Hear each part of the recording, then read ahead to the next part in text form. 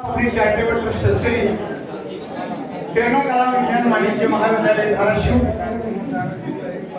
2 दिवसीय वार्षिक स्नेह संमेलनातील शेवटचा कार्यक्रम म्हणजे पारितोषिक वितरण समारंभ। या समारंभासाठी प्रमुख अतिथी म्हणून ज्येष्ठ कवी आदरणीय योगीराजजी माने सर, या कार्यक्रमासाठी उपस्थित असलेले स्नेह संमेलन प्रमुख प्राध्यापक सुनील पाटील सर, या कार्यक्रमासाठी आवर्जून उपस्थित असलेले महाविद्यालयाचे staff secretary doctor Chandrajit Jadhav sir, सांस्कृतिक विभाग प्रमुख डॉक्टर अनिका तोडकरी मॅडम, पारितोषिक वितरण समारंभाचे प्रमुख डॉक्टर सुशील कुमार सरदे सर, या कार्यक्रमासाठी संचलन करणाऱ्या doctor Pawar madam, doctor Ukede sir, महाविद्यालयातील स्नेह संमेलनामध्ये काम करणाऱ्या सर्व विभागातील विभाग प्रमुख, त्यामध्ये संस्कृती विभाग प्रमुख डॉक्टर अनिका तोडकरे मॅडम, स्टेज प्रमुख प्राध्यापक उकेडे प्राध्यापक तवले सर, पारितोषिक वितरण समारंभाचे प्रमुख सुशील कुमार सरदे सर, त्यानंतर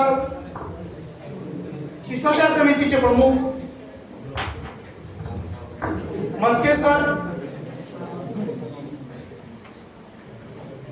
आणि त्यांच्यासोबत काम करणारे सर्व सदस्य, भोजन समितीचे प्रमुख, त्यांचे सर्व सहकारी आमचे कापसे सर आणि बाकीचे सर्व त्यांना सहकार्य करणारे माझे प्राध्यापक सहकारी बंधू भगिनी, शिक्षकेतर कर्मचारी आणि माझ्या महाविद्यालयातील लाडक्या विद्यार्थी मित्रमैत्रिणी, महाविद्यालयीन विद्यार्थी जीवनामध्ये तुमच्या सर्वांगीण कलागुणांना वाव मिळावा, तुमच्या उन्नतीमध्ये भर टाकावी यासाठी वर्षभर नव्हे तर तब्बल 3 वर्ष डिग्री कोर्समध्ये महाविद्यालय प्रयत्न करत असतं आणि केवळ ज्ञान संपादन करून चालत नाहीये।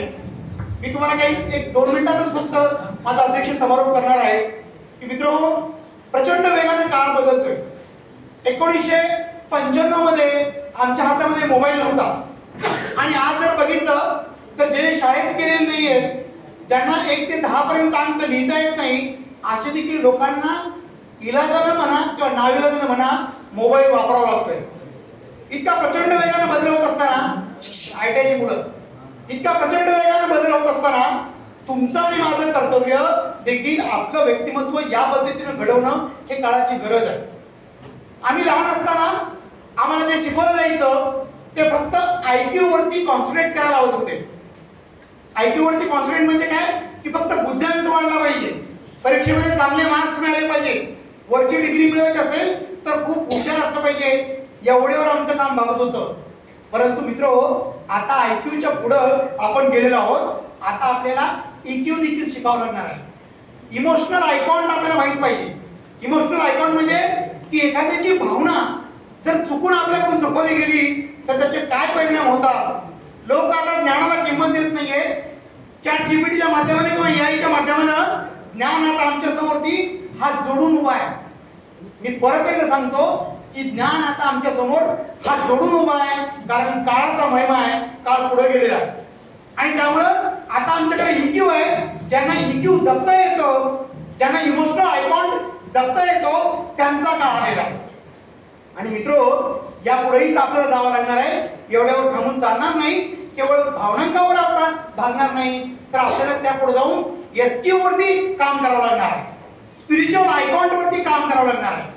कारण फक्त भावना म्हणजे सर्वस्वी नाहीये, भावनेवरती विजय मिळवणारा, भावनेवरती वर्चस्व ठरवणारा SQ, ज्याला आपण स्पिरिच्युअल आयकॉन म्हणतो, तो देखील आता आपल्याला जपावा लागणार आहे।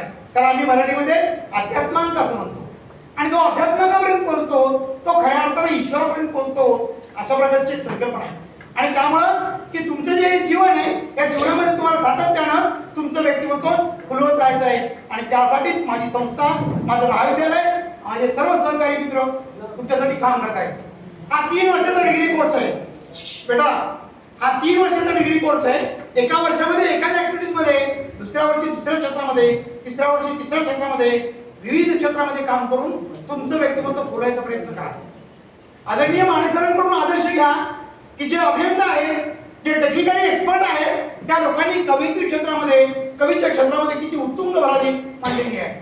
मी काळजीपूर्वक ऐकत होतो सर, मी त्यावर्षी ऐकलं होतं तुम्हाला की मानेसरांचं बोलणं एक कवी वाटत होतं, कविता वाटत होती.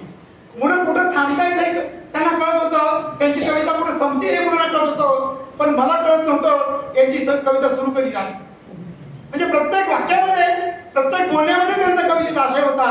इतकं पाठांतर, इतकी स्मरणशक्ती, इतकी अथाट प्रतिभाशक्ती एखाद्या माणसामध्ये एकवटणं आणि ती वयाच्या 34-64 वर्षापर्यंत जपून ठेवणं एवढी सोपी गोष्ट नाही आहे. त्यासाठी लागते मेहनत, त्यासाठी लागतो ध्यास, त्यासाठी लागते जिद्द, त्यासाठी लागते अहोरात्र काम करण्याची, कष्ट करण्याची सवय. आणि म्हणून ही सगळे गुण तुमच्यामध्ये यावेत, तुम्ही तशा प्रतिभाशक्तिवान बनावं, यासाठीच आमच्या सगळ्यांचा प्रयत्न असतो. माझ्या महाविद्यालयातील प्रत्येक घटकांनी सगळ्यांची नामोल्लेख करणं या ठिकाणी शक्य होणार नाही, परंतु तुमचं जीवन सुंदर व्हावं, महाविद्यालयाची गॅदरिंग सुंदर व्हावी, यासाठी महाविद्यालयातल्या प्रत्येक कर्मचाऱ्यांनी, प्रत्येक अधिकारी पदाधिकाऱ्यांनी सर्वस्व ओतून काम केलं.